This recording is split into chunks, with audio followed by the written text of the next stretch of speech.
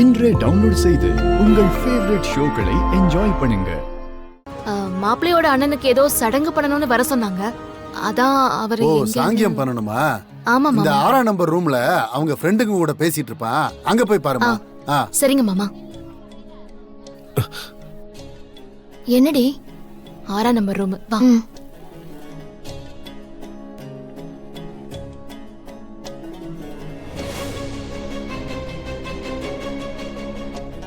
இப்ப இவ எதுக்கு பாண்டியை தேடிட்டு இருக்கா?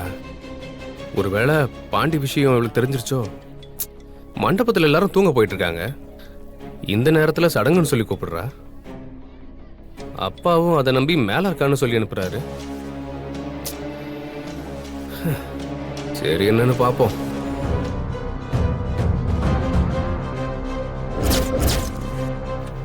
ஏய், 6ஆம் நம்பர் ரூம் இதானே?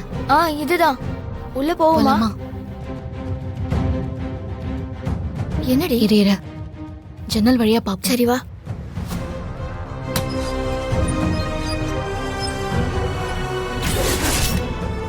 இனி எங்கிட்ட இருந்து போடுறது சார்?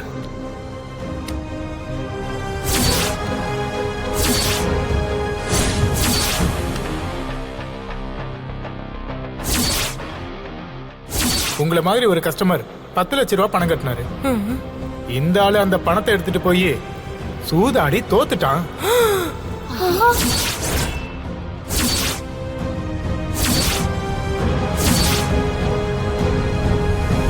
இந்த முறையும் நான் தான் ஜெயிச்சேன்.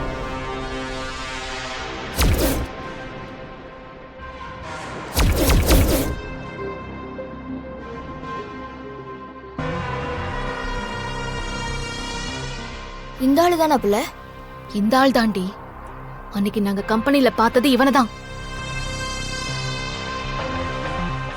அப்படின்னா அந்த இன்ஸ்பெக்டர் சொன்னதெல்லாம் உண்மைதாண்டி. நிஜமாவே பணத்துக்காக தான் உன் அக்காவை அவங்க குடும்பத்துக்கு கல்யாணம் பண்ணி கூட்டிட்டு போறாங்க.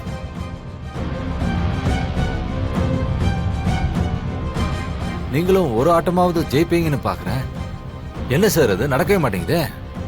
நீதான் எல்லா கடையும் கவுத்துட்டியே, கார்டை மட்டும் கவுரு, எங்களை கவுத்துறாத.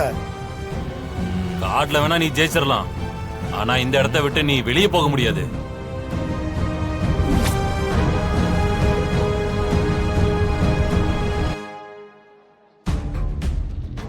அப்போ இவளுக்கு உண்மை தெரிஞ்சிருச்சா? சார், நான் எங்கேயும் ஓடிட மாட்டேன் சார். இன்னும் என் மேல உங்களுக்கு நம்பிக்கை வரலையா? காலையில பொண்ணு கழுத்துல தாலி ஏறினதும் பணம் உங்களுக்கு வந்துடும். ரிசப்ஷன்ல பொண்ணு போட்டிருந்த நகையெல்லாம் பாத்தீங்கல்ல, அதெல்லாம் எப்படியும் 5-6 லட்சமாவது சேரும். ஏற்கனவே 4 லட்சம் பணமா வந்துருச்சு. மொத்தமா சேர்த்து 10 லட்சம் ரூபா காலையில உங்க ஸ்டேஷனுக்கு வந்துடும். பாருடி, வாங்குற பணத்துக்கும் நகைக்கும் கணக்கு சொல்லிட்டு இருக்கிறத. இந்த ஆளு சரியான திருடனா இருப்பான் போல இருக்கு. அப்போ இவளுக்கு எல்லாமே தெரிஞ்சிருச்சு போலயே. ஐயோ, இவன் மாட்டிக்கிட்டானா? கல்யாணத்தை எதுவும் நிறுத்திடுவாளோ? அப்படி பண்ணா மனோக்கு எது என்ன ஆகுறது?